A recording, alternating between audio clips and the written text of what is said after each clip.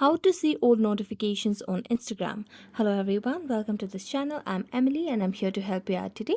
So without any delay, let's get started. Now, first of all, make sure that you have an updated version of the application on your device. So just go to the Play Store application and search for Instagram.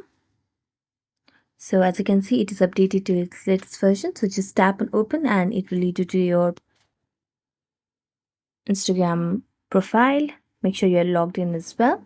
After that, what you need to do is tap on the heart icon at the top right corner of the screen to view the notification. Now, these are all the notifications that you have. Now, in order to view the all notifications, you can just scroll down and you can see the notifications over here. Now, the notifications that you can see is limited to certain time as well. If you want to see notifications older than a year or something like that, then you won't be able to see that because it's not given accessible by the Instagram application itself.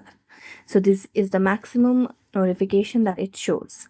So thank you so much for watching this video. If you enjoyed it, don't forget to like, subscribe and hit the bell notification for more updates. That's it for today. See you next time.